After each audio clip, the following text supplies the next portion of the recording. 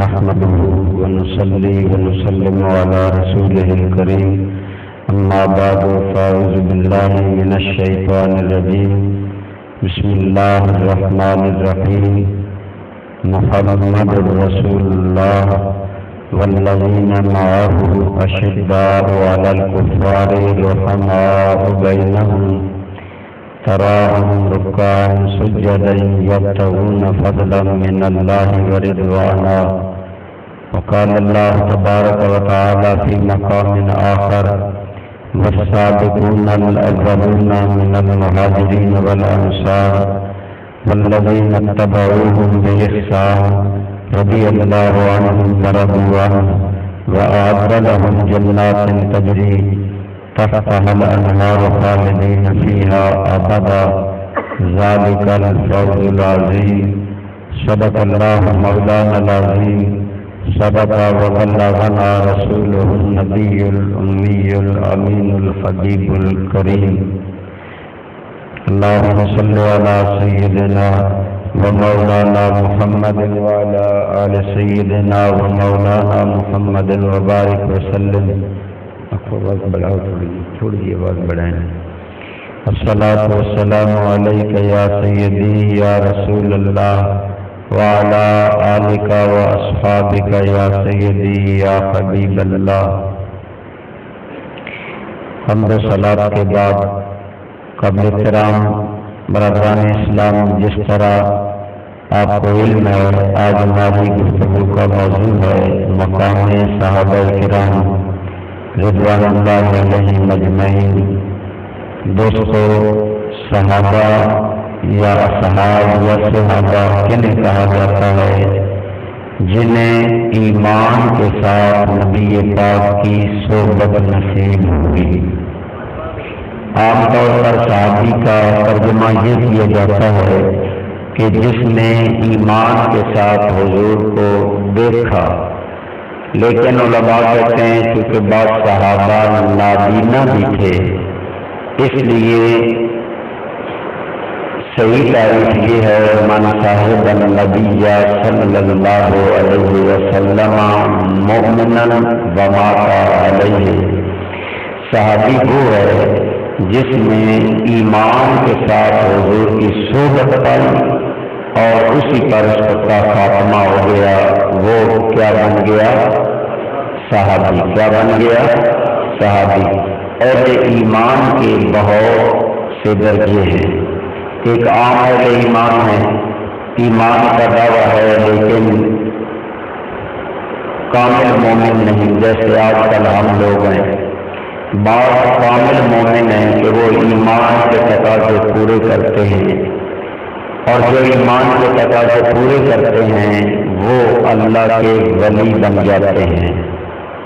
اور جو اللہ کے ولی بن جاتے ہیں پھر ولیوں میں درجہ بندی ہے. ولی ہوتا ہے غوث، قطب، ابدال، قلندر، یہ درجات ہیں سارے. لیکن یہ بات یاد رکھیں کہ کسی مسلمان کا ایمان میں جتنا بھی درجہ بلند ہو جائے وہ رسول اللہ صلی اللہ علیہ وسلم کے ادنا صحابی کے برابر نہیں ہو سکتا. ولی ہو، غوث ہو، قطب ہو، قلندر ہو، جتنا بڑا درجہ ہو. علماء نے لکھا خواجہ اویس کرنی کا بڑا درجہ ہے کہ ہے تابعی، حضور کی زیارت نہیں کی. حضور نے اپنی زبان سے اویس کرنی کا ذکر کیا، لیکن اویس کرنی کا بڑا درجہ ہے. حضرت عبدالقادر جیلانی کا بڑا درجہ ہے. عمر بن عبدالعزیز کا بہت بڑا درجہ ہے، 5ویں خلیفہ راشد شمار ہوتے ہیں یا چھٹے.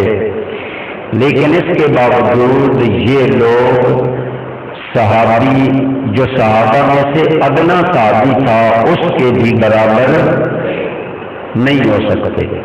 اس کی وجہ یہ ہے کہ صحابہ کو ایک ایسا شرف حاصل تھا جو بعد والوں کو حاصل نہیں ہو سکتا. آج بندہ غازی ہو سکتا ہے، حاجی ہو سکتا ہے، نمازی ہو سکتا ہے، متقی ہو سکتا ہے، غوث قطب ہو سکتا ہے، لیکن صحابی اس لیے نہیں ہو سکتا کہ آج اسے ظاہری زندگی میں نبی پاک کی صحبت اور زیارت نصیب نہیں ہو سکتی، اور یہ وہ شرف ہے جو صحابہ کرام کو نصیب ہوا۔ تو اس وجہ سے یہ بنیادی بات آپ ذہن میں رکھیں۔ آپ سنی لوگ بھولے بھالے ہوتے ہیں، جب ہم تقریر کرتے ہیں، درس دیتے ہیں، آپ سنتے نہیں ہیں، بعد میں آپ کو کوئی پکڑ لیتا ہے، پھر آپ پریشان ہوتے ہیں۔ تو یہ بات بنیادی سمجھ لینا کہ امت کا کوئی بڑے سے بڑا ولی بھی صحابی کے برابر نہیں ہو سکتا۔ خود حضور غوث پاک فرماتے ہیں کہ جس گھوڑے پر صحابی سوار ہو کر رسول اللہ کی معیت میں جہاد کے لیے نکلا، اس گھوڑے کے پاؤں سے جو غبار اٹھتا ہے اس کے برابر بھی عام ولی نہیں ہو سکتا۔ اتنا بڑا مقام ہے صحابی کا، اور وہ مقام کیوں ہے؟ وہ مقام اس لیے ہے کہ اس نے کلمہ حضور کو دیکھ کر پڑھا، حضور کی صحبت پائی، حضور کی بارگاہ میں آیا، حاضر ہوا۔ ان دنوں وہی آ رہی تھی، اور وہی کی آمد کی وجہ سے، سرکار کی موجودگی کی وجہ سے وہ بابرکت زمانہ تھا جس میں اس نے سانس لیے، زندہ رہا۔ اس لیے صحابی کا مقام بہت بڑا ہے۔ خود نبی کریم صلی اللہ تعالی علیہ وآلہ وسلم نے صحابہ کرام کا مقام واضح کر کے فرمایا، اے لوگو میرے صحابہ پر تنقید نہ کرنا۔ کیوں؟ اس لیے اگر تم بعد والے لوگوں میں سے کوئی آدمی احد پہاڑ جتنا سونا خیرات کرے تو وہ اللہ کی بارگاہ میں اتنا مقام نہیں رکھتا جتنا میرا صحابی ایک مد جو اللہ کی بارگاہ میں خیرات کرے۔ اب دیکھیں نا، صحابی بھی مومن، ہم بھی مومن، ہم بھی صدقہ کر رہے ہیں، وہ بھی صدقہ کر رہا ہے، ہم پہاڑ جتنا وزن دے رہے ہیں، صحابی ایک یا آدھا کلو دے رہا ہے، اور ہم سونا خیرات کریں، وہ جو خیرات کرے، پھر بھی صحابی کے تھوڑے سے جو وہ کلو یا 1.5 کلو یا آدھا کلو، مد کے وزن میں تھوڑا تھوڑا اختلاف ہے، تو آدھا کلو یا کلو جو یا 2 کلو جو صحابی دے، وہ جو ہمارے سونے جتنے پہاڑ سے زیادہ کیوں اللہ کی بارگاہ میں درجہ رکھتے ہیں؟ علماء نے فرمایا وجہ یہ ہے کہ اس کو ایک ایسا شرف حاصل ہے جو ہمیں حاصل نہیں، اور وہ ہے شرف دیدار مصطفیٰ کا صلی اللہ علیہ وسلم، حضور کی زیارت کا، حضور کی صحبت کا، حضور کی معیت کا۔ جو وہ حضور کی بارگاہ میں بیٹھا کرتے تھے، جناب حفیظ جلندری کا ایک بڑا پیارا شعر ہے، فرماتے ہیں صحابہ وہ صحابہ ہر صبح جن کی عید ہوتی تھی، خدا کا شرف حاصل تھا نبی کی دید ہوتی تھی۔ صحابہ کرام کا یہ مقام ہے، صحابہ کے مقام، کیونکہ اب دیکھیں نا، حضور نے اعلان نبوت کیا، جس نے مانا وہ مومن ہو گیا، جس نے نہ مانا وہ نبی کے آنے کے بعد امتیاز ہو جاتا ہے، وضاحت ہو جاتی ہے۔ کافر کون ہے، منافق کون ہے، مومن کون ہے۔ تو حضور کی آمد کے بعد جو مومن بنے وہ جنتی ٹھہرے، جو کافر بنے وہ جہنمی ٹھہرے، اور جو منافق درمیانہ طبقہ تھا، جو اوپر سے کلمہ پڑھتے تھے اندر سے بے ایمان تھے، ان کا نام ہے منافق۔ اور منافقوں کو نبی پاک نے چن چن کر محفل سے نکال دیا۔ ابتدا میں مدینہ طیبہ میں جا کر منافق حضور کی بارگاہ میں آتے تھے، پیچھے نمازیں پڑھتے تھے، ساتھ اٹھتے بیٹھتے تھے۔ ایک وقت آیا جب ان کی شرارتیں بڑھ گئی، کبھی نبی پاک کے علم پر اعتراض، کبھی نبی پاک کی ازواج پر اعتراض، کبھی نبی پاک کی تقسیم مال پر اعتراض، کبھی کسی بارے میں کوشش کرنا، عیب تلاش کرنا۔ اللہ کو یہ بات ناپسند آئی۔ اللہ نے فرمایا ما کان اللہ لیذر المؤمنین علی ما انتم علیہ حتی یمیز الخبیث من الطیب۔ اب اللہ پاکوں اور خلیصوں کو مل جل کر رہنے کا موقع نہیں دے گا، بلکہ اللہ خبیثوں کو پاکوں سے علیحدہ کر دے گا۔ اور اللہ نے بتا دیا بھری مسجد نبوی میں رسول اللہ نے نام لے کر کہا فلاں تم نکل جاؤ منافق ہو، تم نکل جاؤ منافق ہو، تم نکل جاؤ منافق ہو۔ حضور نے محفل سے انہیں نکال دیا، فرمایا اگر چلے جاؤ۔ تو یہ بھی اس بات کی دلیل ہے جو منافق تھے انہیں حضور نے اٹھا دیا محفل میں سے، لیکن ایمان سے جہاں رکیں اور سوچیں جو آج حضرات صحابہ کرام کا گلہ کرتے ہیں، کیا وہ یہ نہیں دیکھتے کہ صحابہ کو تو حضور نے زندگی میں محفل سے نکال دیا اور ابو بکر و عمر تو آج بھی رسول اللہ کے ساتھ قبر میں سو رہے ہیں۔ بہرحال عام صحابی کا میں مقام کر رہا ہوں، چونکہ حضور پر ایمان لائے، حضور کے ساتھ انہوں نے کافروں کے ظلم سہے، ہجرت کی، مشکلات اٹھائیں۔ آج آپ میں کلمہ پڑھتے ہیں، ہمیں کوئی روکتا ہے؟ ہم نماز پڑھنے آتے ہیں، ہمیں کوئی روکتا ہے؟ صحابہ کرام بیچارے تو کلمہ پڑھنے کی پاداش میں سولی چڑھا دی ہے، بہت مشکلات سے گزرے۔ حضور کی یہ غلامہ ہے، ان کا نام ہے سیدہ سمیہ رضی اللہ تعالی عنہ۔ یہ بیچاری غلامہ تھی، عورت تھی، حاملہ تھی، ایمان لائی۔ ابو جہل نے کہا محمد کا کلمہ چھوڑ دو، آپ نے فرمایا نہیں، جان جاتی ہے تو جائے، ایمان نہیں جائے گا۔ اس ظالم نے نیزہ ان کے ناک کے نیچے مار کر پیٹ چیر دیا، بچہ تڑپتا، سیدہ سمیہ تڑپتی ہوئی جان دے دی، لیکن زبان پر کلمے کا ورد جاری۔ ان حالات میں جن لوگوں نے کلمہ پڑھا ان کی کوئی قربانی نہیں ہے، انہیں کوئی مقام نہیں ملنا چاہیے۔ صحابہ کرام کو بہت زیادہ مشکلات ہیں، ان پر اگر ہم چل نکلیں تو پھر درس کا ٹائم ختم ہو جائے گا۔ صحابہ کا حضور کی زیارت کرنا، صحبت کرنا، ایمان لانا، اسلام کے لیے مشکلات اٹھانا، اس کے نتیجے میں اللہ نے قرآن میں جا بجا صحابہ کی عزت، صحابہ کی عظمت، صحابہ کا مقام بیان کیا کہ ان لوگوں کا مقام کیا ہے۔ ذرا قرآن کریم کی آیات سنیے، آپ پر واضح ہوگا صحابہ کرام کا مقام کیا ہے۔ اللہ تعالیٰ فرماتے ہیں الذین آمنوا وہاجروا وجاہدوا فی سبیل اللہ باموالہم وانفسہم، وہ لوگ جو ایمان لائے، ہجرت کی اور اللہ کے راستے میں مال اور جان سے جہاد کیا، اعظم درجۃ عند اللہ، اللہ کی بارگاہ میں ان کا درجہ بہت بڑا ہے۔ اعظم کا کیا معنی ہے؟ بہت بڑا ہے۔ ہمارے طلباء کے لیے یہ بات قابل توجہ ہے۔ اعظم اس میں تفضیل کا صیغہ ہے، اس میں تفضیل میں زیادتی معنی مصدر دیگر کے مقابلے میں سب سے زیادہ ہوتی ہے۔ جس طرح کہتے ہیں اللہ اکبر کا کیا معنی ہے؟ اللہ سب سے بڑا ہے۔ صحابہ کے بارے میں رب نے فرمایا اعظم درجۃ عند اللہ، پتہ چلا اللہ کی بارگاہ میں نبیوں کے بعد سب سے بڑا درجہ ہے تو وہ صحابہ کرام کا ہے۔ آگے سنیے، فرمایا وَأُولَٰئِكَ هُمُ الْفَائِزُونَ، یہی لوگ کامیاب ہونے والے ہیں جو ایمان لائے، ہجرت کی اور اللہ کے راستے میں مال اور جان سے جہاد کیا۔ آگے اللہ فرماتے ہیں یبشرہم ربہم برحمت منہ، اللہ خوشخبری دیتا ہے ان لوگوں کو اپنی بارگاہ سے رحمت ملنے کی، ورضوان، اور اللہ خوشخبری دیتا ہے انہیں اپنی رضا کی کہ میں ان سے راضی ہو جاؤں گا، وجنات لہم فیہا نعیم مقیم، اور ان لوگوں کے لیے جنتیں ہیں جن میں دائمی نعمتیں ہیں، خالدین فیہا ابدا، ان جنتوں کے اندر یہ ہمیشہ رہیں گے۔ ان اللہ عندہ اجر عظیم، اللہ کی بارگاہ میں ان کا بہت بڑا اجر ہے ان کے لیے۔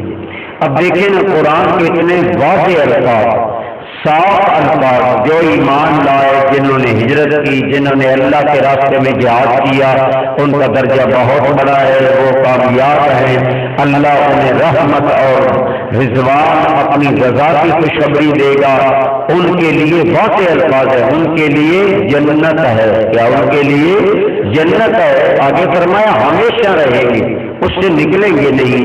اتنے واضح الفاظ کے بعد صحابہ کرام کے بارے میں کسی مومن کے دل میں کوئی خدشہ باقی نہیں رہنا چاہیے۔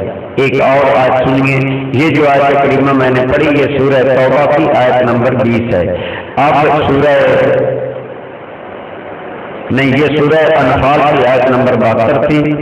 اب سورہ توبہ کی آیت نمبر 20 پہلا رکوع جہاں ختم ہوتا ہے، ارشاد باری تعالیٰ ہے والسابقون الاولون من المہاجرین والانصار والذین اتبعوہم باحسان، سب سے پہلے اگلے یعنی ابتدا میں جو لوگ مہاجر تھے، والانصار یا انصار مدینہ میں جنہوں نے مہاجرین کی مدد کی، والذین اتبعوہم اور وہ لوگ جنہوں نے ان کی پیروی کی اخلاص کے ساتھ۔ آگے دیکھیں نا کتنی بڑی بشارت ہے۔ الحمدللہ آپ کے اعتکاف بیٹھے ہوئے ہیں، کچھ بھائی روزے رکھ رہے ہیں، عبادات کر رہے ہیں، لیکن کیا پتہ ہے اللہ راضی ہو گیا ہم سے؟ بولے پتہ ہے؟ زندگی بھر پتہ نہیں چلے گا کہ اللہ راضی ہوا ہے، اور اللہ کی رضا کے لیے روتے ہیں کہ یا اللہ ہم سے راضی ہو جا، ہمیں اپنی رضا عطا کر دے۔ ہم ساری زندگی عبادت کریں، پتہ نہیں اللہ راضی ہوا ہے کہ نہیں۔ صحابہ من حیث الجماعت، صحابہ من حیث الجماعت، یہ الفاظ ذہن میں رکھیں۔ 1 2 4 سے حضرت صدیق اکبر، حضرت علی، حضرت عمر، چند صحابہ نہیں، من حیث الجماعت سارے صحابہ، کیونکہ یا صحابہ مہاجر تھے یا ان کے مددگار تھے یا ان کی پیروی کرنے والے تھے، تین ہی گروہ تھے، تو تینوں کے بارے میں اللہ کریم فرماتا ہے رضی اللہ عنہم، اللہ ان سے راضی ہو گیا ہے، اللہ ان سے راضی ہو گیا ہے۔ اور آگے فرمایا برضوا عنہ، میں نے انہیں جو انعام اور جو بشارتیں دی ان کا نتیجہ ہے کہ اللہ ان سے راضی اور وہ اللہ سے راضی۔ آگے بالکل واضح الفاظ ہیں وَأَعَدَّ لَهُمْ جَنَّاتٍ تَجْرِي تَحْتَهَا الْأَنْهَارُ، اور ان کے لیے ایسی جنتیں اللہ نے تیار کی ہیں جن کے نیچے نہریں بہتی ہیں، خالدین فیہا ابدا، وہ اس میں ہمیشہ رہیں گے۔ ذالک الفوز العظیم، یہ بہت بڑی کامیابی ہے، خدا راضی بھی ہو جائے اور جنت بھی مل جائے، اس سے بڑی اور کامیابی کیا ہے؟ تو اتنے واضح الفاظ میں اللہ نے رسول اللہ کے صحابہ کا مقام قرآن میں بیان کیا۔ بولی کہاں بیان کیا؟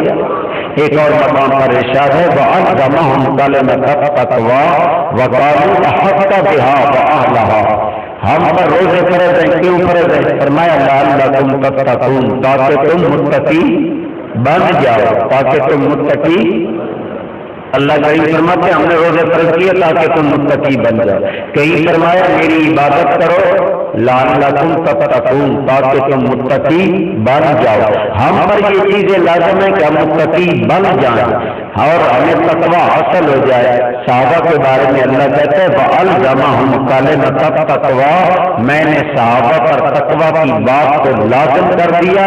وَقَالُوا أَحَقَّ بِهَا وَأَهْلَهَا، سورہ فتح کی یہ آیت ہے۔ فرمایا اور میں خدا جانتا ہوں کہ صحابہ تقوی کے اہل تھے، صحابہ تقوی کے اہل تھے۔ تو برا غالب جی قدر اتنے واضح مقامات، اتنی واضح بشارات کے بعد کہ صحابہ کرام پر اللہ تعالیٰ نے یہ مقام دیا، ان کے بارے میں کیا عقیدہ رکھنا چاہیے؟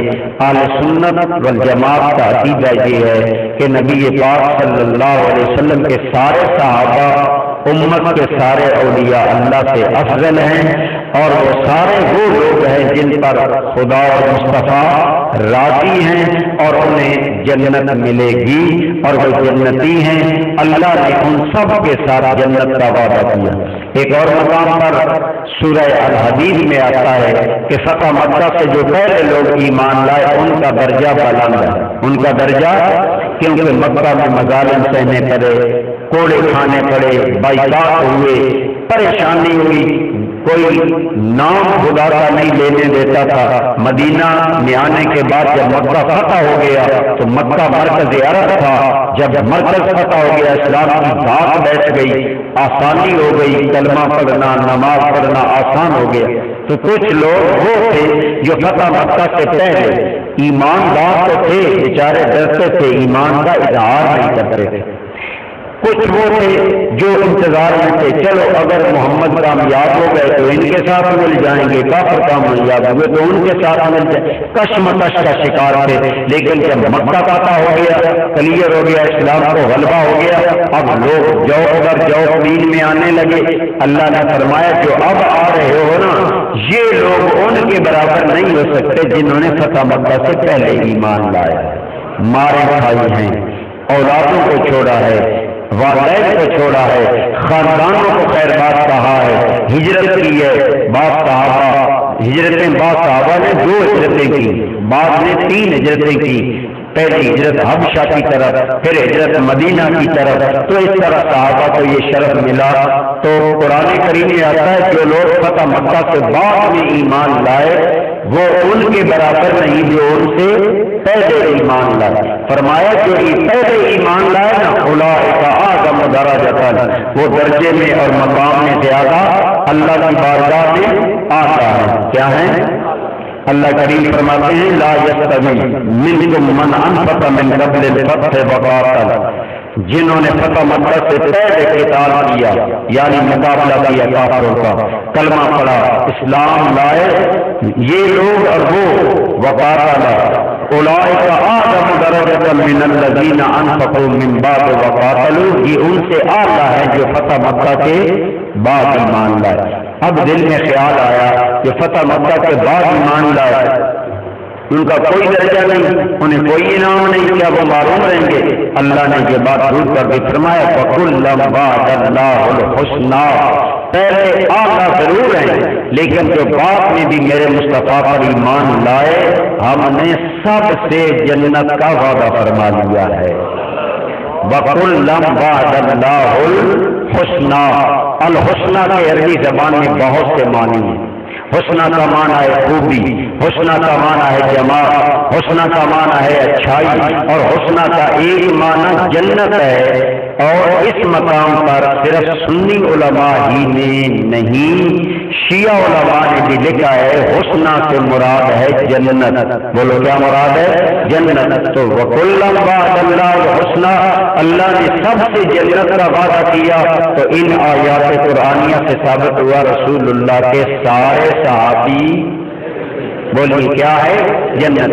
اب ایک اور بات سمجھیں، انبیاء معصوم ہوتے ہیں، انبیاء سے گناہ سرزد نہیں ہوتا، لیکن صحابہ کرام اہل بیت اعظام نبی پاک کے جو غلام تھے یہ معصوم نہیں تھے۔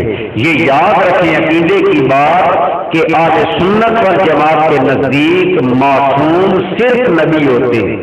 بولیے معصوم، نبیوں کے علاوہ عقیدے میں ہم کسی کو معصوم نہیں مانتے۔ چوتھا معصوم کا عقیدہ یہ شیعہ کا عقیدہ ہے، اہل سنت کا عقیدہ نہیں۔ ہمارے پاس جاہل سنی اسی طرح پر چل نکلتے جو وہ استعمال کرتے ہیں، ہم صرف نبیوں کو معصوم جانتے ہیں، نبیوں کے علاوہ ہم کسی کو معصوم نہیں مانتے۔ نبیوں کو معصوم ماننا ضرورت ہے، ضرورت اس لیے ہے کہ نبی اگر غلطی کرے نعوذ باللہ تو ساری پھر غلطی ہوگی نا، قرآن غلط ٹھہرے گا، دین غلط ٹھہرے گا، اس لیے اللہ نبیوں کو اللہ نے معصوم بنایا۔ اللہ کے علاوہ معصوم کوئی نہیں ہے۔ ہاں صحابہ اور آل بیت محفوظ ہیں۔ کیا ہیں؟ نبی معصوم ہیں کہ ان سے گناہ سرزد ہو سکتا ہی نہیں۔ صحابہ اور اہل بیت سے غلطی ہو سکتی ہے لیکن اللہ نے اپنے نبی کی صحبت کی برکت سے یا انہیں غلطی سے محفوظ رکھا یا نبی پاک کی صحبت کی برکت سے اللہ نے ان کی غلطی کو معاف فرما دیا اور معاف کرنے کا وعدہ کر لیا، لہذا وہ کیا ہیں؟ بولیے محفوظ۔ کیا ہیں؟ معصوم صرف نبی ہیں، باقی سارے محفوظ ہیں، لہذا یہ سب لوگ محفوظ ہیں۔ تو اب عرض یہ ہے کہ جب صحابہ معصوم نہیں ہیں تو صحابہ سے بھی غلطی کا امکان ہے، صحابہ سے بھی لغزش ہو جانے کا امکان ہے، تو اس لیے بعض لوگ صحابہ کی باتوں کو بنیاد بنا کر اعتراض کرتے ہیں۔ اب میں ان اعتراض آپ کی طرف آ رہا ہوں جو بعض لوگ اٹھاتے ہیں اور آپ کو پتہ نہیں ہوتا، آپ پریشان ہو جاتے ہیں۔ واضح بات ہے بات پتہ نہ ہو تو بندہ پریشان ہو جاتا ہے۔ تو عرض یہ ہے کہ پہلی بات آپ یاد رکھیں، دلائل کی ایک درجہ بندی ہے، سب سے اعلیٰ دلائل میں مقام کس چیز کا ہے؟ قرآن کا۔ بولیے، کیونکہ قرآن اللہ کا کلام ہے۔ بولیے قرآن پھر درجہ ہے مصطفیٰ کریم کے فرمان کا، اللہ کے بعد حضور کا درجہ ہے، لہذا حضور کی حدیث کا درجہ ہے۔ تو جو بات قرآن اور حدیث میں آ جائے وہ اوتھینٹک ہوتی ہے، وہ زیادہ قوی ہوتی ہے، اسی سے عقیدہ بنتا ہے۔ اس کے بعد جتنی چیزیں ہیں، قیاس ہے، تاریخ ہے اور کوئی باتیں ہیں، وہ نچلے درجے کی ہیں۔ اب نچلے درجے میں کوئی چیز تاریخ میں آ جائے تو ہم ہر تاریخ کی بات نہیں مانیں گے، یہ اصول یاد رکھیں، ہم تاریخ کی ہر بات نہیں مانیں گے۔ اگر تاریخ میں کوئی بات آئی ہے ہم اسے قرآن پر پیش کریں گے، سنت پر پیش کریں گے، حدیث پاک پر پیش کریں گے۔ اگر اس کی تائید ہے تو ٹھیک ہے، اگر قرآن حدیث کے وہ بات خلاف ہے تو ہم اسے نہیں مانیں گے، کیونکہ تاریخ غلط ہو سکتی ہے، مصطفیٰ کریم کی حدیث غلط نہیں ہو سکتی۔ تاریخ غلط ہو سکتی ہے، قرآن غلط نہیں ہو سکتا۔ جو بات قرآن میں آ جائے، اب قرآن میں آ گیا اللہ صحابہ سے راضی ہے، قرآن میں آ گیا صحابہ جنتی ہیں، قرآن میں آ گیا اللہ نے انہیں رضا کا سرٹیفکیٹ دے دیا۔ اب کوئی ایسی بات جو صحابہ کرام کی شان کے خلاف ہو تاریخ میں آئے، ہم تاریخ کو جھٹلائیں گے، قرآن و سنت کو مانیں گے۔ لہذا یہ تو طے ہے کہ رسول اللہ کے سارے صحابہ جو ہیں اللہ نے ان سے جنت کا، بولے جنت کا، تو اللہ وعدہ کی خلاف ورزی کرتا ہے؟ ان اللہ لا یخلف المیعاد، اللہ وعدے کی خلاف ورزی نہیں کرتا۔ تو جب اللہ وعدے کی خلاف ورزی نہیں کرتا تو صحابہ کرام کا یہ مقام ہے۔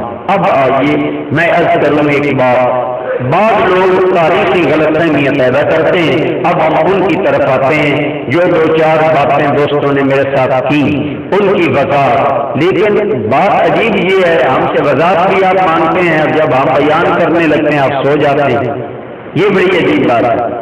تو میں آخر میں ہو سکتا ہے آپ میں سے کسی سے کوئی سوال کر کے اپنے درس کے بارے میں جو میں اب باتیں کروں گا ان کے بارے میں آخر میں ہو سکتا ہے میں آپ سے پوچھوں۔ ایک بات لوگ کرتے ہیں جی دیکھو صدق حضرت صدیق اکبر نے مائی فاطمہ الزہرا کو نہیں دیا، اور حضرت فاطمہ الزہرا رسول کی بیٹی ہیں، رسول اللہ کی بیٹی ہیں، اور حضور نے فرمایا جس نے فاطمہ کو ناراض کیا اس نے مجھے ناراض کیا۔ لہذا صدیق اکبر سے تو اس طرح بات نہیں بنتی، مائی صاحبہ ناراض ہیں تو رسول اللہ ناراض ہیں، اللہ ناراض ہے۔ اس بارے میں آپ سمجھیں صدق ہے کیا؟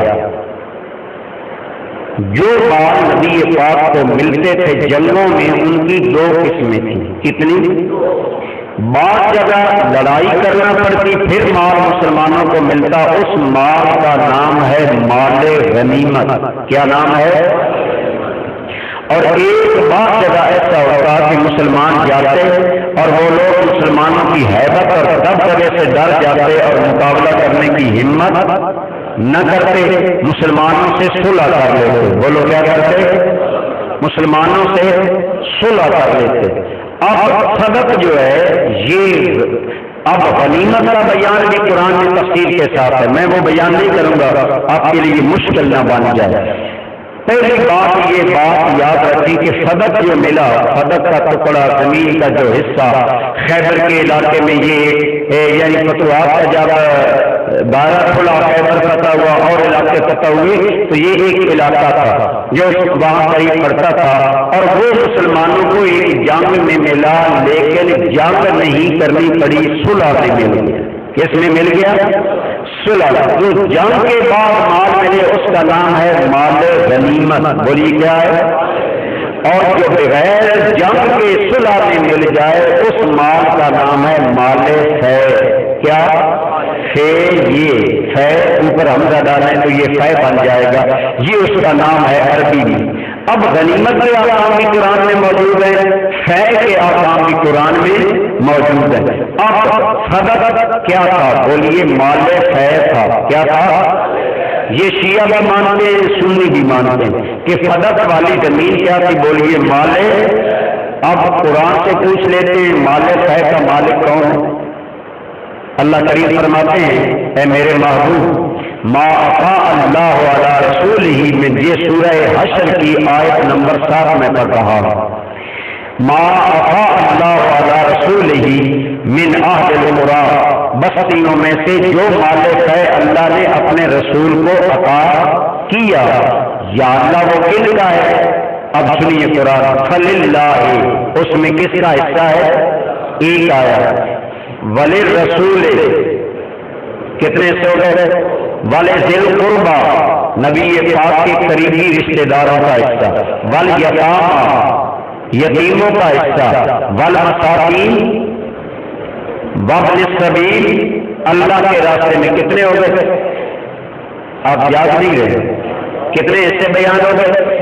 6۔ اللہ کریم کا قرآن بتاتا ہے مال خیر میں 6 طرح کا حصہ ہے، اللہ کا، رسول اللہ کا، ذوی القربیٰ کا، نبی پاک کے رشتہ داروں کا۔ چونکہ نبی پاک دینی کاموں میں رات دن مصروف رہتے تھے، اس لیے اللہ نے بعض چیزوں میں خود حضور کے رشتہ داروں کا حصہ رکھا کہ حضور کے رشتہ داروں کو بیویاں، بیٹیاں، داماد، رشتہ دار انہیں بھی کچھ ملے تاکہ وہ زندگی گزار سکیں۔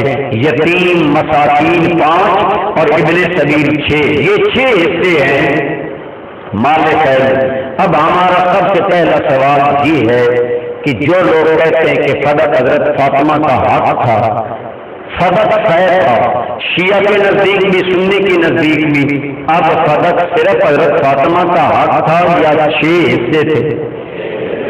اور یہ بات ہم سنی تو نہیں کہہ رہے، اللہ کا قرآن کہہ رہا ہے۔ تو رسول اللہ کے زمانے میں جو مال خیر آتا تھا، نبی پاک کنٹرول اپنا رکھتے تھے، کیونکہ نبی پاک حاکم وقت بھی تھے، مدینہ کی مملکت کے بادشاہ بھی تھے، لہذا کنٹرول حکومت کا، بولی کنٹرول حکومت کا، اور نبی پاک وہ خیر والے مال ان 6 حصوں میں خود تقسیم کرتے تھے، اپنے کنٹرول میں رکھ کر تقسیم کرتے تھے۔ اور بیت میں سے بعض لوگوں کو یہ غلط فہمی پیدا ہوئی کہ کچھ حصے نبی پاک نے ذوی القربیٰ کے حصہ میں ہمیں دے دیے ہیں۔ اور غلط فہمی جن لوگوں کی، ان میں حضرت عباس بھی شامل ہے، نبی پاک کے چچا جان، حضرت علی کو ساتھ ملا کر ایک مرتبہ لائے صحابہ کرام کے پاس، اور اسی طرح کی غلط فہمی حضرت سیدہ خاتون جنت کے ذہن میں بھی ہوگی اگر آپ نے مطالبہ کیا۔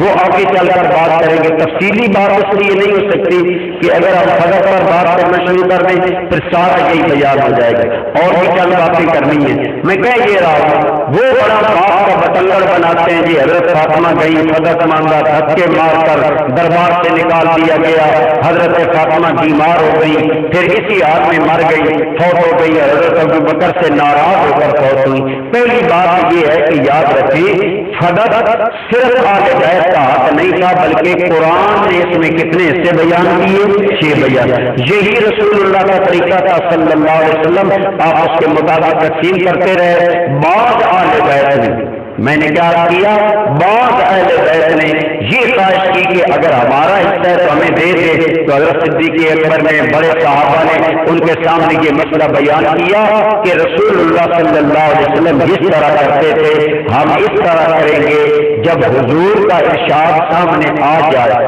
آپ ایمان سے بتائیں، آپ کتنے لوگ بیٹھے ہیں اگر آپ جاگ رہے ہیں، ایک جانب 1 بیگھہ زمین یا 2-4 کنال زمین ہو، ایک جانب مصطفیٰ کا فرمان ہو، آپ کا کیا دل مانتا ہے کہ فاطمہ الزہرا 2-4 کنال جگہ کے لیے ابا کا فرمان نہیں مانیں گی؟ کیا خیال ہے آپ؟ بولیں۔ آپ مسلمان بھی نہیں گوایا کرتا تو حضرت سیدہ خاتون جنت اور بعض اہل بیت کے ذہن میں اگر یہ خیال تھا کہ ہمارا حصہ ہے، حضرت صدیق اکبر نے وضاحت کر دی کہ یہ معاملہ ہے، اور نبی پاک نے کنٹرول اپنا رکھا، اور کنٹرول رکھ کر جس طرح رسول اللہ تقسیم کر کے سب کو حصہ دیتے تھے اسی طرح میں دوں گا۔ یہ بات سن کر اہل بیت راضی ہو گئے۔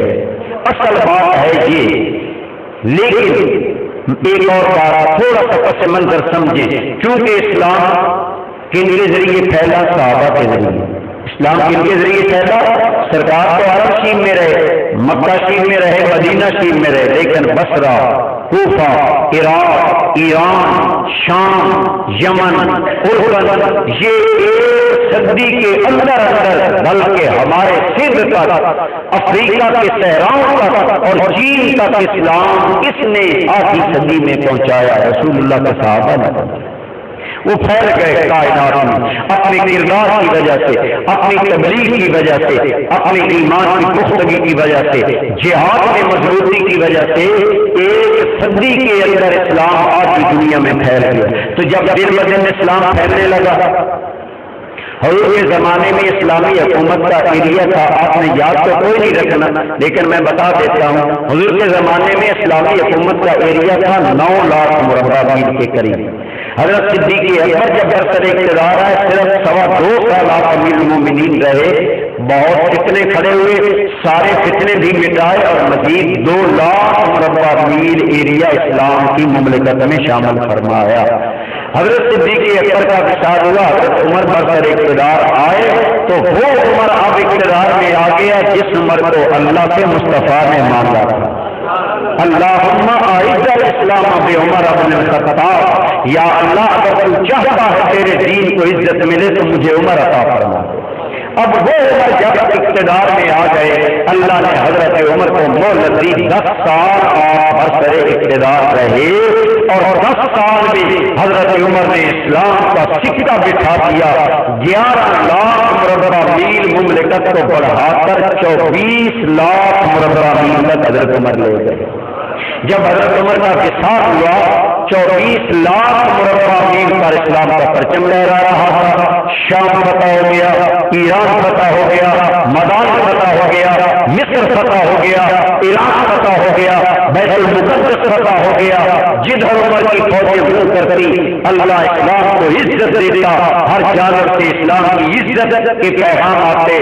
تو جب لوگوں نے دیکھا، یہودیوں نے دیکھا کہ ہم نے ساری زندگی رسول اللہ کی مخالفت کی، دین نہیں رکا، اب حضور کے بعد تو عمر نے دھوم مچا دی، صدیق نے اسلام کے دفاع کی دھوم مچا دی، حضرت عمر کے بعد سیدنا عثمان غنی برسر اقتدار آئے، 12 سال آپ کا حکومت کا عرصہ رہا، تقریباً 35 لاکھ مربع میل تک اسلامی اسٹیٹ ہو گئی۔ حضرت عثمان کے دور میں اسلام ہمارے بر صغیر میں آیا، ہمارے بر صغیر میں پہلا مسلمان حضرت عثمان کے دور میں آیا جو سندھ کے راستے سے آیا اور انہوں نے یہاں اسلام کو متارا کرایا اور وہ صحابہ کرام یا تابعین تھے۔ تو اس طرح اسلام جب دن بدن پھیلنے لگا تو وہ یہودی جن کے بارے میں قرآن کہتا ہے یہ دنیا کی بدترین قوم ہے، دنیا کی بدترین قوم قرآن نے یہودیوں کو قرار دیا، سب سے زیادہ چالاک، سب سے زیادہ فحاشی اور سب سے زیادہ شریر اگر دنیا میں من حیث القوم کوئی قوم ہے تو وہ کون ہے؟ یہودی ہیں۔ بولیے کون ہے؟ یہودی ہیں، یہ بدترین لوگ ہیں۔ اب وقت نہیں کہ میں اس بارے میں مزید تفصیل، انہوں نے سوچا کہ اسلام تو پھیل رہا اور اس طرح پھیلتا رہا تو یہ تو ساری کائنات پر چھا جائے گا۔ انہوں نے سوچا کس طرح ہم اسلام کے بارے میں غلط فہمیاں پیدا کر سکتے ہیں۔ انہوں نے سوچا حضور کے بعد اسلام پھیلایا صحابہ نے، لہذا صحابہ کے بارے میں لوگوں کے ذہنوں میں شکوک و شبہات پیدا کر دو، یہ اچھے لوگ نہیں تھے، یہ اوپر سے انہوں نے کلمہ پڑھا تھا، اوپر سے اور تھے، اندر سے اور تھے، لہٰذا یہ باتیں پھیلانے کے لیے ایک بات انہوں نے یہ پھیلائی کہ صحابہ کرام اوپر سے مسلمان ہوئے تھے، فتوحات کے لیے، غنیمت کے لیے، مال لوٹنے کے لیے رسول اللہ کے ساتھ مل گئے، اندر سے مسلمان نہیں تھے۔ اور پھر مزید انہوں نے سوچا ہماری بات اس طرح تو کوئی مانے گا نہیں، ہم کیا کریں؟ انہوں نے یہ اب سازش کی کہ رسول اللہ کی اہل بیت کی محبت کا ڈھونگ رچائیں کہ اہل بیت کی محبت ایمان کی جان ہے، اور اسی محبت اہل بیت کو بنیاد بنا کر انہوں نے چند نظریات لوگوں کو دیے۔ یہ دیکھیں رسول اللہ کے بعد خلیفہ تو حضور کے خاندان کا ہونا چاہیے تھا نا، اور علی سے بڑھ کر کون اس کا مستحق ہے؟ علی رسول اللہ کا چچا زاد بھائی بھی ہے، علی کے گھر میں خاتون جنت بھی ہیں، علی حسنین کریمین کے والد بھی ہیں، رسول اللہ کے گھر میں پلے، ان سے بڑا خلافت کا مستحق کون ہے؟ ان 3 صحابہ نے ظلم کیا خلافت چھین کر، نعوذ باللہ یہ ظالم ہے، یہ نظریہ دیا، یہ نظریہ خود حضرت علی کے دور میں اندر مشہور کر دیا گیا۔ یہ فتنہ حضرت عثمان غنی کے دور میں اٹھا، اندر یہ باتیں چلائیں، اہل بیت کا یہ مقام ہے، صحابہ نے اہل بیت کو نظر انداز کیا، حضرت علی کو نظر انداز کیا، زیادہ فوکس حضرت علی کے گھرانے پر رکھا. حالانکہ اگر سوچا جائے یہی بات آپ رک کر بتائیں اب یاد رہیں، اگر رسول اللہ کے بعد خلافت خاندانی ہوتی تو پھر بھی حضرت علی کو نہ ملتی. ہم کئی مرتبہ شیعہ دوستوں سے یہ کہتے ہیں کہ آپ کہتے ہیں خاندان میں خلافت آنا چاہیے، باپ کا وارث بیٹا والا ہے، حضور کا بیٹا نہیں تھا لہٰذا حضرت علی بیٹے تھے. ہم نے کہا کس اعتبار سے بیٹے تھے؟ جی داماد تھے. ہم نے کہا اگر حضرت علی کے گھر میں رسول اللہ کی ایک بیٹی تھی تو عثمان غنی کے گھر میں رسول اللہ کی 2 بیٹیاں تھیں، پھر خلیفہ انہیں بننا چاہیے. نہیں جی چچا صاحب بھائی کی وراثت باپ کی طرف سے چلتی ہے، لہٰذا حضرت علی کو ہم نے کہا چلو ادھر آ جاؤ. اگر حضرت علی کو خلیفہ ہونا چاہیے تھا تو حضرت عباس کو کیوں نہیں بننا چاہیے تھا؟ حضرت عباس کو رسول اللہ کے چچا تھا. نہیں سمجھ آ رہی بات؟ حضرت علی کو پھر بھی پیچھے چلے گئے، کسی اداریہ سے ان کی یہ بات بنتی نظر نہیں آتی. وجہ یہ ہوتی کہ جھوٹ کے پاؤں نہیں ہوتے. رسول اللہ نے کسی کو اپنا خلیفہ نہیں بنایا، حضور نے خاندان میں خلافت امارت یہ چیزیں نہیں دی تاکہ کوئی لالچ ہی نہ کر سکے کہ میں نے نبوت کا دعویٰ اپنے خاندان کو پروموٹ کرنے کے لیے کیا، میں نے خاندان کو آگے بڑھانے کے لیے سارے راستے بند کر دیے جن میں کوئی اعتراض آتا تھا. بالکل واضح فرما دیا نحن معاشر الانبیاء، ہم جو نبیوں کا گروہ ہے لا نورث، ہمارا کوئی ورثہ نہیں ہوتا. ما ترکنا فہو صدقۃ، اگر ہماری کوئی چیز ہوگی دنیا میں، رسول اللہ دنیا میں اس حال میں گئے کہ سرکار کریم کے گھر میں تو چند برتن تھے، چٹائیاں تھیں، اس طرح کی چیزیں تھیں. فرمایا جو ہم نے چھوڑا وہ ساری امت کا ہے، صدقہ ہے، وہ صدقہ غریبوں میں کر دو، ہمارا کوئی ورثہ نہیں. اگر میرا ورثہ ہے تو العلماء ورثۃ الانبیاء، ہمارا ورثہ علم ہے. جس نے جتنا زیادہ علم حاصل کیا وہ نبیوں کا اتنا بڑا وارث ہوگا. لہذا میں عرض کر رہا ہوں کہ جتنے اعتراضات صحابہ کے خلاف ذہنوں میں پیدا کیے گئے یہ کنہوں نے کیے؟ یہودیوں نے. بولو کن لوگوں نے؟ یہودیوں نے. کن لوگوں نے کیے؟ اور اللہ کریم فرماتے ہیں یہ بدترین قوم ہے اسلام کی، سب سے زیادہ دشمنی کرنے والے یہ لوگ ہیں. اللہ کا پاک فرماتا ہے یہ وہ لوگ ہیں کہ ضربت علیہم الذلہ، خدا نے ہمیشہ ان پر رسوائی طاری کر دی ہے. یہ ذلیل ترین لوگ ہیں یہودی، انہوں نے صحابہ کے خلاف یہ باتیں پیدا کی. اب کبھی خلافت کا مسئلہ اٹھایا، کبھی فضل کا مسئلہ اٹھایا، کبھی کرامت کا مسئلہ اٹھایا، کبھی کوئی مسئلہ اٹھایا. تو فضل اور یہ سارے مسائل یہودیوں نے اٹھایا. لیکن میں نے آپ کو بتا دیا فضل مال خیر تھا، مال خیر ایسا بڑا حق تھا. بعض اہل بیت کو شک گزرا ہمارا حصہ ہے، صدیق نے وضاحت کر دی یہ حصہ کسی ایک کا نہیں 6 حصے ہیں. رسول اللہ نے حکومت کے قبضے میں رکھا، قبضہ حکومت کا ہوگا، تقسیم اس طرح ہوگی جس طرح رسول اللہ نے کی. خدا کی قسم سنیوں کی کتابوں میں بھی اور شیعہ کی کتابوں میں بھی واقع آتا ہے. جب یہ بات سامنے آ گئی فرضیت بذالک فاطمہ، تو حضرت فاطمہ یہ بات سن کر راضی ہو گئی. بولیے راضی ہو. اب جب راضی ہو گئی تو اعتراض باقی نہ رہا. لیکن اگر آپ چند باتیں یاد رکھیں تو ان چند باتوں کا کوئی شیعہ جواب نہیں دے سکے.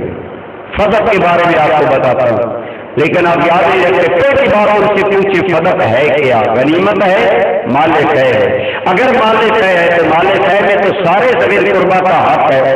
پھر حضرت فاطمہ کا اکیلا حق کیوں رہا؟ حضور کی بیویوں کا حق کیوں نہیں؟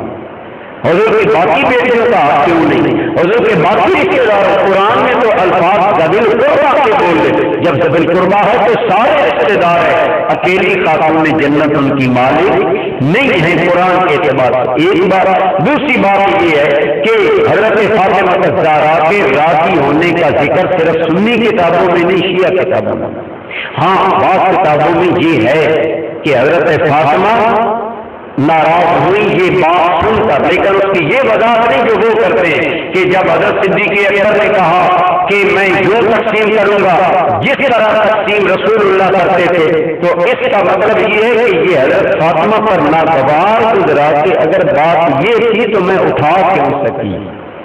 یہ بات ہے اصل بات سمجھ آ رہی ہے کہ جب بات یہ ہے تو پھر یہ معاملہ مجھے نہیں اٹھانا چاہیے تھا، اس پر رنجیدہ خاطر ہو، اس لیے آپ کے ذہن میں یہ بات آئی، تو اس لیے اس کا یہ مطلب نہیں کہ حضرت خاتون جنت ناراض ہو گئی اور ناراض مری حضرت ابو بکر کا، لہذا وہ بات، اس لیے یہ بات نہیں ہے، بلکہ حضرت فاطمہ بولی کیا ہو گئی تھی؟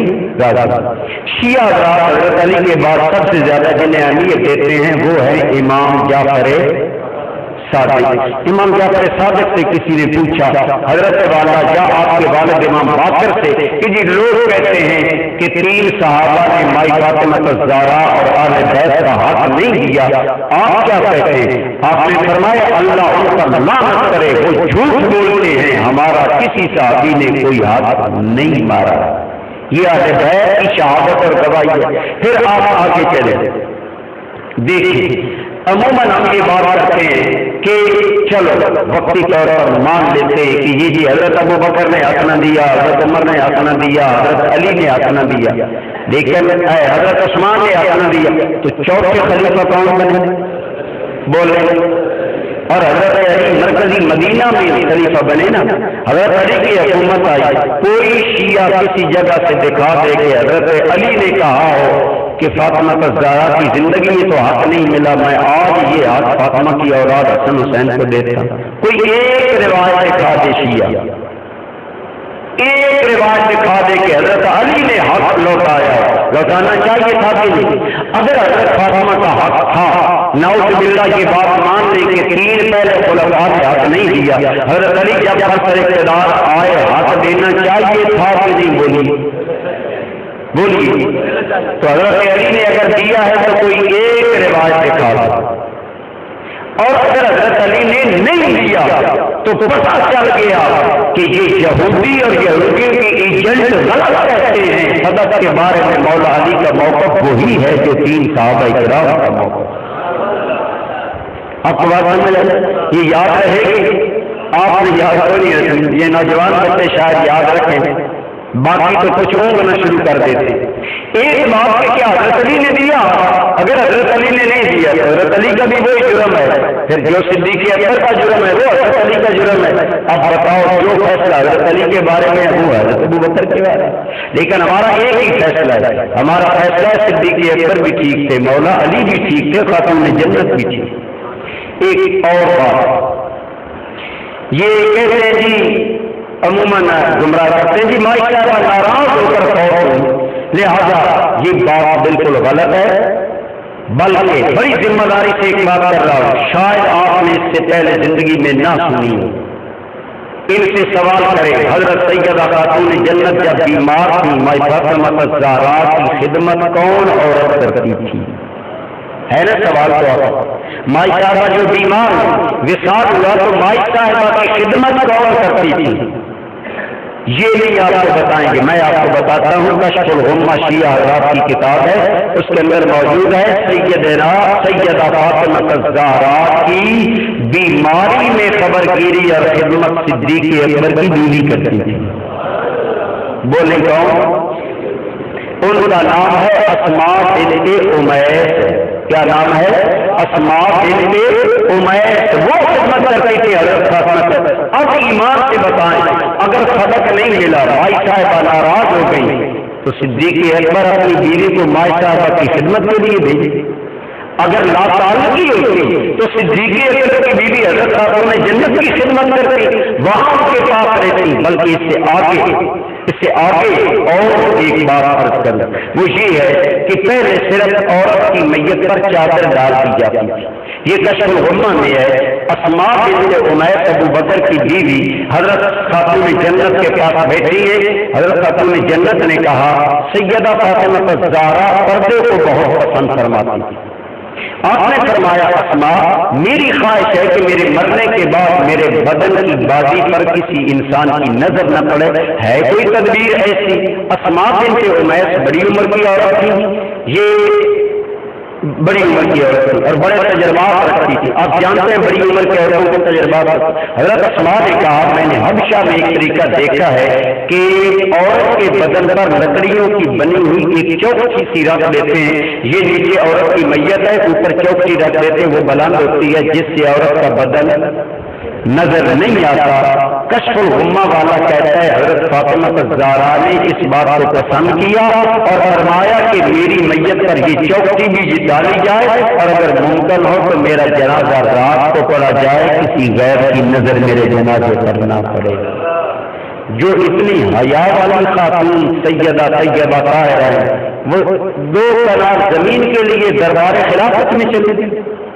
حیا نہیں آتی بات کرتے ہوئے, شرم نہیں آتی. کل رسول اللہ کو کون سا منہ دکھاؤ گے جن کی بیٹی یہ نہیں پسند کرتی کہ میری میت پر کسی کی نظر پڑے, انہیں تم درباروں میں لے جا کر اپنے قصے اور اپنے باپ اور مجلس سے رنگین کرنے کے لیے من گھڑت سے سناتے ہو. خدا کا خوف کرو پر رسول اللہ کی بارگاہ میں کیا جواب دو. دوسری بات یہ کہ حضرت سیدہ فاطمہ الزہرا کی بیماری میں خدمت صدیق اکبر کی بیوی نے کی, غسل سیدنا صدیق اکبر کی بیوی نے دیا, حضرت علی نے تعاون کیا, پانی بھر بھر کر لائے, تعاون کیا. حضرت صدیق اکبر کی بیوی نے حضرت فاطمہ الزہرا کی تیاری فرمائی. ایمان سے بتائیں اس بات کی دلیل نہیں کہ یہاں کوئی ناراضگی نہیں بلکہ دوستی تھی, محبت تھی, تعلق تھا, پیار تھا اور یہ رشتہ تھا. اور ایک روایت میں آتا ہے کہ حضرت فاطمہ الزہرا کا جنازہ بھی سیدنا صدیق اکبر نے پڑھایا.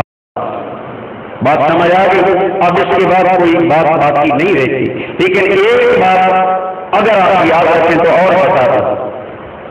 نہیں جی حضور کا ارشاد نہیں ہے جس پر فاطمہ ناراض ہوئی اس پر میں ناراض, اس پر اللہ ناراض. تو بخاری میں آتا ہے کہ حضرت فاطمہ صدق کے بارے میں ناراض ہوئی. ہم نے کہا جو وہ روایت ہے بخاری میں اس کا راوی شیعہ ہے.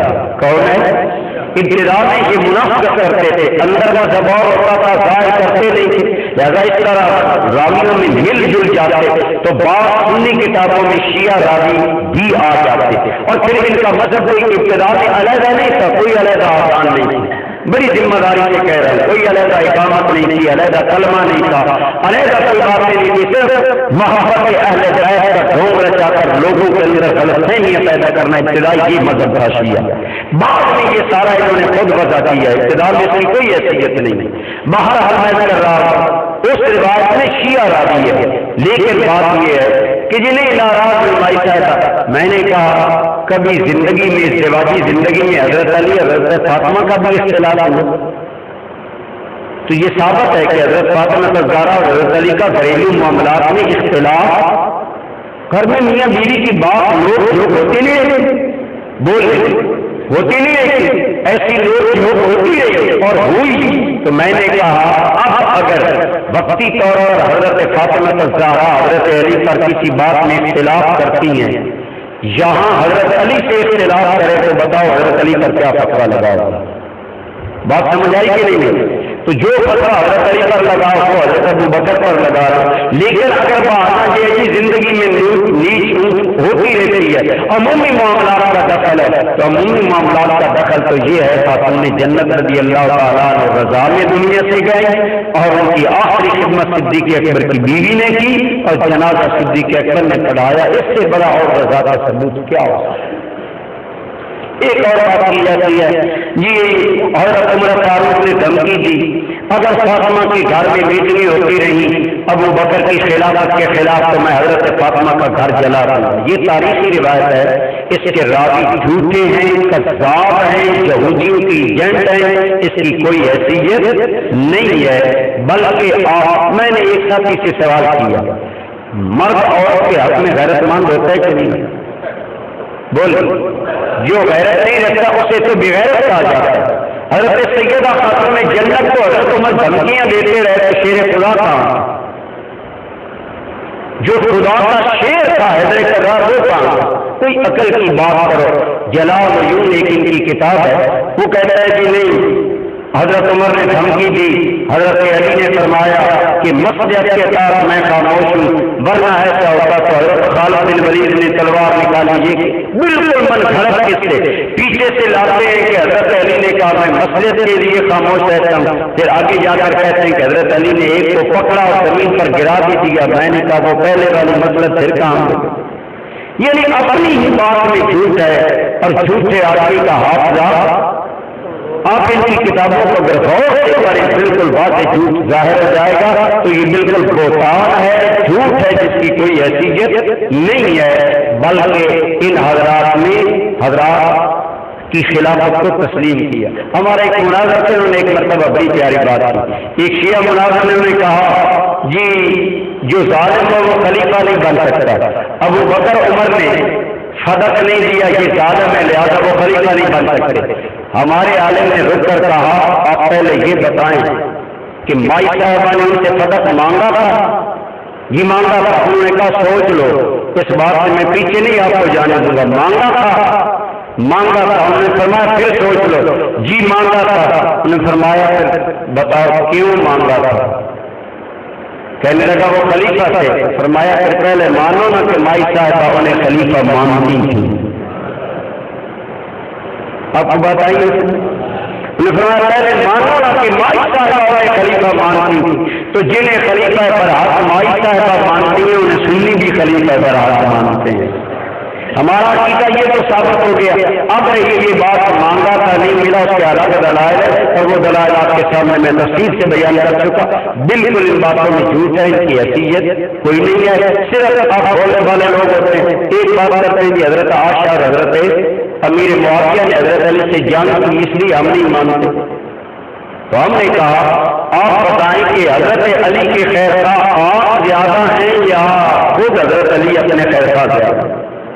جنگ جمل جو حضرت عائشہ صدیقہ اور حضرت علی کی لشکروں کے درمیان ہوئی، میں مسجد میں ممبر پر بیٹھ کر کہہ رہا ہوں خدا کی قسم شیعہ اور سنی دونوں روایتیں متفق ہیں کہ وہ جنگ نہ حضرت علی نے کروائی نہ حضرت عائشہ نے کروائی، وہ جنگ غلط فہمی میں قاتلین عثمان نے کروائی۔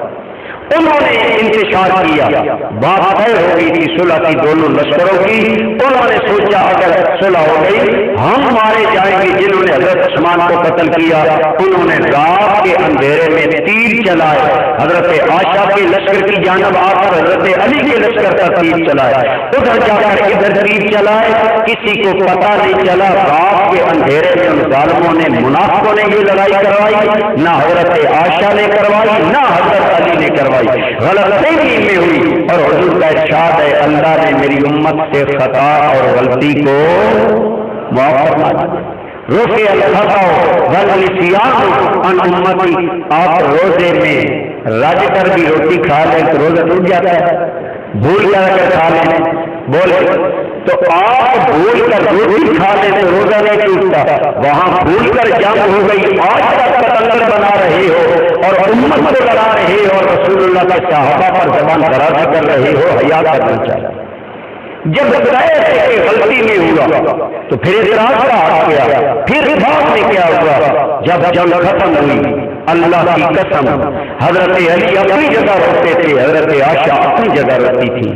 غلطی ہو گئی، اللہ ہمیں معاف فرمائے۔ اور جنگ کے بعد حضرت علی کے مرتضیٰ شیر خدا نے حضرت خاتون حضرت سیدہ عائشہ صدیقہ کو مدینہ میں جانے کا انتظام کروایا اور فرمایا کہ اماں معاملہ غلط فہمی میں ہوا، لہذا حضرت عائشہ صدیقہ اس بات کو یاد کر کے اتنی روتی تھی کہ دوپٹہ آنسو سے تار ہو جاتا تھا۔ حضرت علی حضرت کرتے تھے ایسا کیوں ہوا؟ جب اصل معاملہ یہ ہے تو بتائیں کیا رسول اللہ کے صحابہ کے کرام کا تقاضا نہیں کہ ہمیں زبانیں باندھ رکھنی چاہیے؟ بولے اور جنگ کے بعد حضرت علی حضرت عائشہ کی خدمت میں آ کر کسی نے پوچھا کہ جنگ جمل کے بعد عائشہ کا حکم کیا ہے؟ فرمایا وہ ام المومنین ہے۔ بولے وہ جو ایمان والے ہیں ان کی مائیں، حضرت علی کا کہنا کہ وہ ام المومنین ہے۔ اب اگر حضرت عائشہ سے تو اعتراض کرے گا تو بتا اپنے ایمان کی دلیل کہاں سے لائے گا؟ ہم کو بات آ رہی ہے سمجھ؟ آگے چلے حضرت امیر معاویہ سے جنگ ہوئی، جی حضرت امیر معاویہ نے جنگ کری، ہم اس لیے نہیں مانتے، ہم کہتے ہیں اس بارے میں اہل سنت کا موقف یہ ہے کہ حضرت علی حق پر تھے، حضرت امیر معاویہ سے اجتہادی غلطی ہوئی ہے، انہوں نے جو اجتہاد کیا، جو سوچ سوچی اس میں غلطی تھی، حضرت امیر معاویہ کو حضرت علی کی بیعت کر لینی چاہیے تھی، لیکن اس اجتہادی غلطی کی وجہ سے حضرت امیر معاویہ اس قابل تو نہیں کہ نعوذ باللہ انہیں کافر کہا جائے، انہیں منافق کہا جائے، گستاخی کی جائے، زبان درازی کی جائے۔ اگر آپ بات سمجھنا چاہتے ہیں تو آئیے شیعہ حضرات کی کتابوں میں یہ بات بڑی وضاحت سے موجود ہے۔ ایک کتاب کا میں نام بتا دیتا ہوں، کتاب کا نام ہے ناسخ التواریخ، یہ شیعہ کی بڑی معتبر کتاب ہے، ناسخ التواریخ اس کتاب کا نام ہے، ناسخ التواریخ اس کو پڑھا جاتا ہے۔ حضرت علی سے پوچھا گیا کہ امیر معاویہ کا آپ کا معاملہ آپس میں کیا ہے، یہ جنگ صفین کے بعد پوچھا گیا تو حضرت علی کا یہ موقف ناسخ التواریخ اور دیگر شیعہ کی کتابوں میں شرح ناز البلاغہ دیگر کتابوں میں موجود ہے۔ حضرت علی نے فرمایا ہم اخواننا، وہ ہمارے بھائی ہیں، ربنا واحد دیننا واحد، ان کا ہمارا رب ایک ہے، ان کا ہمارا دین ایک ہے، ساری باتیں ایک ہیں، دعوتنا پھر اسلام واحدہ، اسلام کے اندر ان کی اور ہماری دعوت اور بات ایک ہی ہے، ولیکن اختلافنا فی دم عثمان، انہوں نے ہمارے ساتھ حضرت عثمان کے خون میں اختلاف کیا، وہ کہتے تھے خون عثمان کا بدلہ جلدی لو، ہم کہتے تھے حالات نارمل ہونے دو، بدلہ پھر لیں گے، یہ اختلاف رائے ہے۔ اب جنگ صفین کے بعد حضرت علی اگر کہیں کہ امیر معاویہ کے لوگ اور ہم آپس میں بھائی ہیں، بولے کیا ہے؟ بھائی ہیں، ان کا رب اور ہمارا رب ایک ہے، ان کا اور ہمارا دین ایک ہے، ان کی اور ہماری دعوت ایک ہے۔ حضرت علی کی اس وضاحت کے بعد کیا کوئی وہ آدمی جسے اپنے ایمان کی خیر منانی ہو، کیا وہ میرے معاویہ کے بارے میں زبان درازی کرے گا؟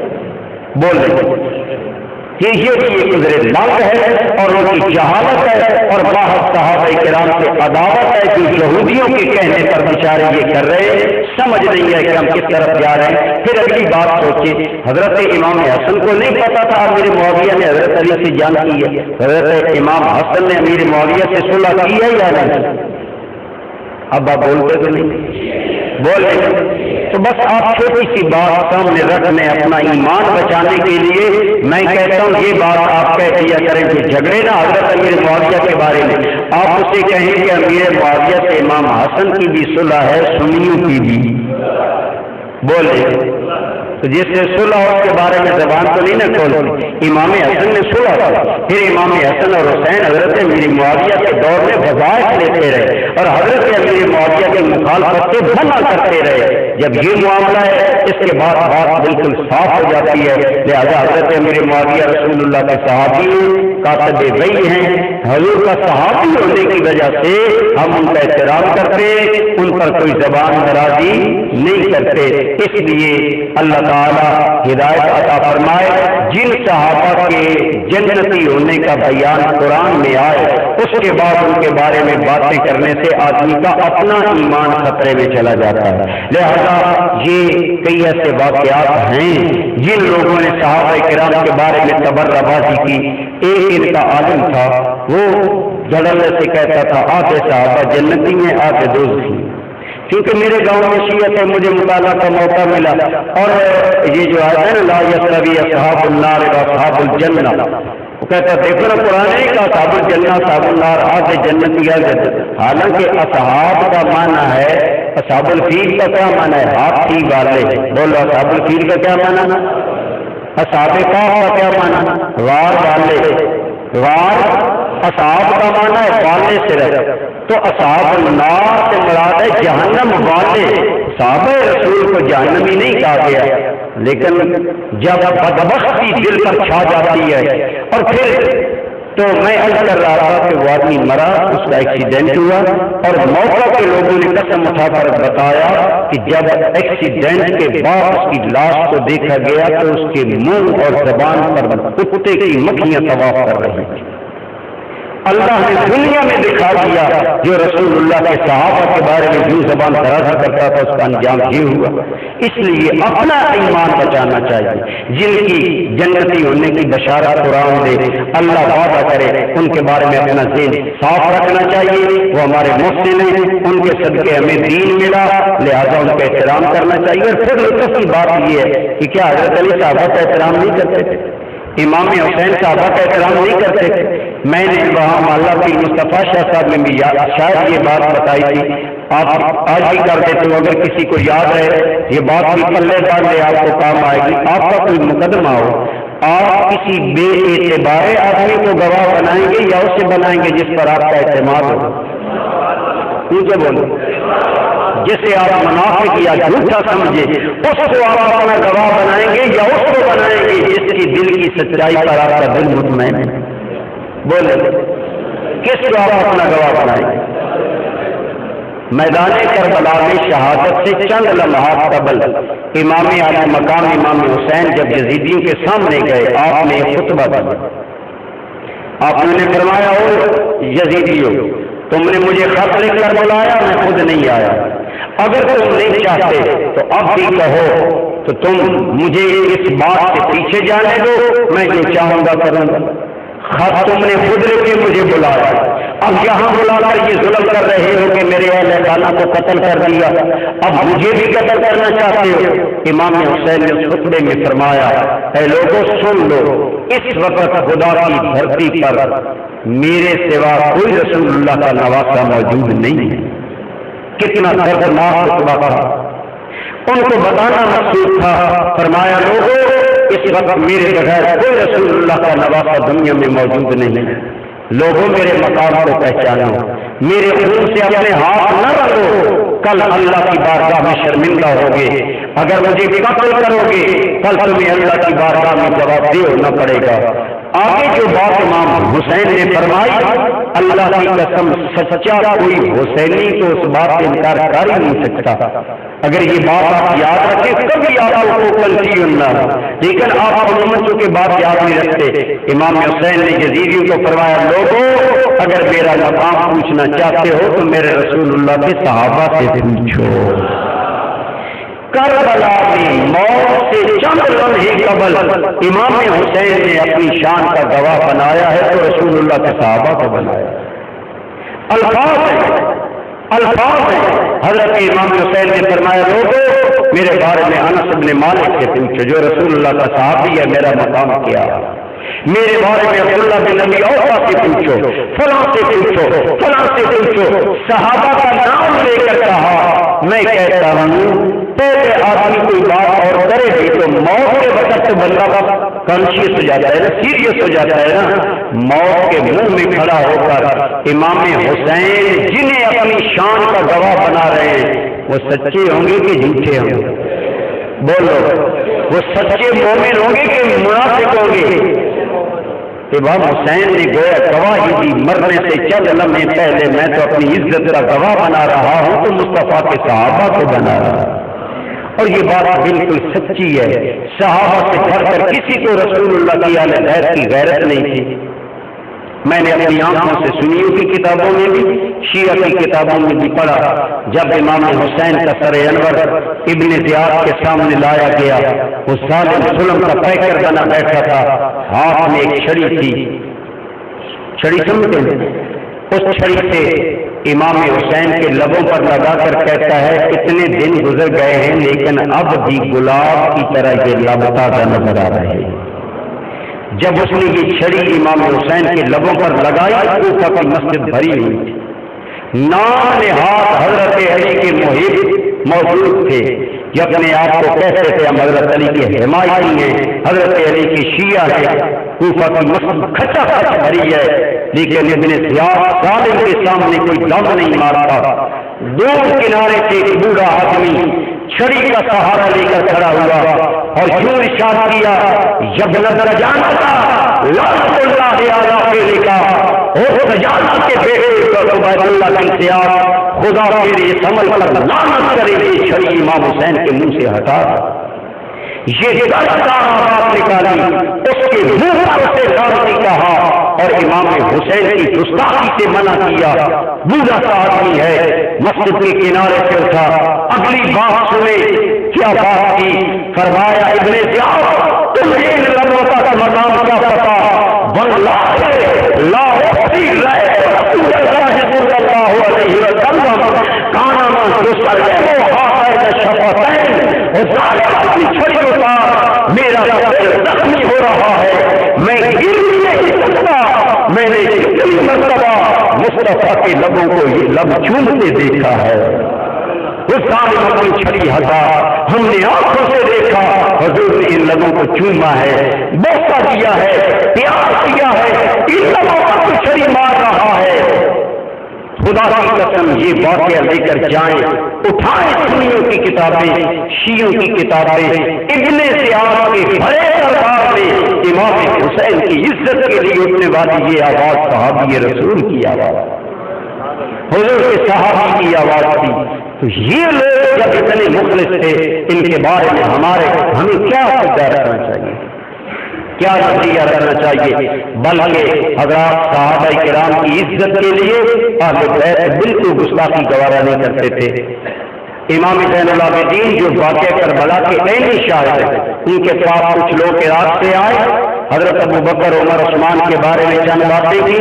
حضرت سیدنا امام زین العابدین نے فرمایا تم مہاجرین ہو؟ کہنے لگے نہیں. تم انصار ہو؟ کہنے لگے نہیں. آپ نے فرمایا اللہ نے قرآن میں 3 گروہ کی تعریف کی ہے, مہاجرین کی, انصار کی اور ان کی پیروی کرنے والوں کی. فرمایا تم خود کہہ رہے ہو ہم مہاجر بھی نہیں, ہم انصار بھی نہیں, تم لوگ قابل تعریف نہیں ہو, تم اچھے لوگ نہیں ہو. میں زین العابدین کہتا ہوں تیسرا گروہ تم نہیں ہو.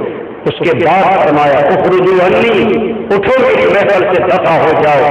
فعل اللہ بکم, خدا تمہارا ستیہ ناش کرے. ایسے لوگ جن کے دلوں میں اصحاب ثلاثہ کا بغض تھا, اناد تھا, امام زین العابدین کے سامنے اناد کا اظہار کیا.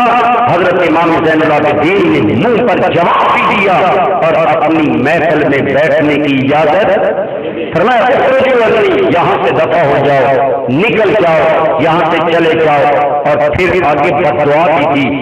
فعل اللہ بکم, خدا تمہارا ستیہ ناش کرے. پتہ چلا جس دل میں صحابہ کے بارے میں میل ہوگا اس دل کو اہل بیت کی دعا نہیں ملتی, بد دعا ملتی ہے. اہل بیت بھی اس سے راضی نہیں ہے. آئیے نفرتیں مٹائیں, محبتیں بڑھائیں, صحابہ کو بھی احترام کی نظر سے دیکھیں, اہل بیت کو بھی احترام کی نظر سے دیکھیں. کتنا پیارا نظریہ ہے سنی کا. سنی کہتا ہے یا رسول اللہ ہم جس کو بھی چاہتے ہیں ہم تو آپ کی وجہ سے چاہتے ہیں. ابو بکر عمر کو چاہوں یا عثمان و حیدر کو, میرے محبوب ہیں سب آقا تیرے چاہنے والے. جو آقا چاہنے والا ہے وہ ہمارا آقا ہے, محبوب ہے, ہمارے لیے قابل احترام ہے. صحابہ اور اہل بیت دونوں میرے آقا ہیں. صحابہ اور اہل بیت دونوں میرے آقا ہیں. کیوں کہ یہ پیارے محمد کے تو وہ عزت محمد کی, وہ رسول اللہ کی عزت ہے, یہ رسول اللہ کے پیارے ہیں. ہم تو سب کا اس لیے احترام کرتے ہیں کہ آج بیت نے بھی صحابہ کرام کے احترام کا حکم دیا, ان پر اعتماد کیا, ان کو اپنا بھائی بنایا. وقت نہیں کرنا میں آپ کو بتاتا کہ آپس میں محبت اور پیار کے کیا رشتے تھے, کیا ان کا آپس میں تعلق تھا. اسی کشف الغمہ میں آتا ہے. ایک بس بات کر کے ختم کرتے ہیں, پھر آپ نے آرام کرنا اور انشاءاللہ آئندہ رات متقین نے جاگنا ہے, یہ یاد رکھیں. دن کو بھی آپ نے آرام کیا, رات انشاءاللہ جاگنا ہے. تو آخری بات کشف الغمہ ان کی کتابوں سے اس لیے کر رہا ہوں کہ نفرتیں مٹیں. کیا اس کیوں بیان کر رہے ہیں کہ نفرتیں مٹیں. ان کے گھر سے گواہیاں محبت کی موجود ہیں. حضرت علی حضرت ابو بکر نماز پڑھ کر مسجد سے نکلے, امام حسن چھوٹے سے تھے, آگے سے آ رہے تھے. ادھر سے حضرت علی اور ابو بکر جا رہے ہیں, حضرت ابو بکر آگے بڑھے, امام حسن کو اٹھایا, اٹھا کر سینے سے لگا لیا, بوسہ دینے لگے اور کہنے لگے واللہ انہ یشبہ بنبی لا بعلی, علی بیٹا تو تیرا ہے پر تصویر محمد مصطفیٰ کی ہے. امام حسن کے بارے میں حضرت ابو بکر نے کہا کلابی بھی لے کر محبت سے سینے سے لگایا اور حضرت علی پاس کھڑے مسکرا رہے ہیں، فرماتے ہیں ہاں بھائی ابو بکر تو سچ کہتا ہے، حسن کے حسن میں دنیا کو مصطفیٰ کا حسن نظر آتا ہے۔ یہ تھے محبت کے آپس میں تعلقات۔ اللہ ہمیں توفیق عطا فرمائے کہ ہم اپنا ایمان بچا سکے۔ صحابہ کرام کے بارے میں بدگمانی رکھنا ایمان ضائع کرنے کا ذریعہ ہے، اللہ سے بچائے۔ مزید اگر کوئی باتیں نہیں تو آپ بعد میں پوچھ لیں گے۔ اب اختتام محفل کی دعا ہمیں کون پڑھائیں؟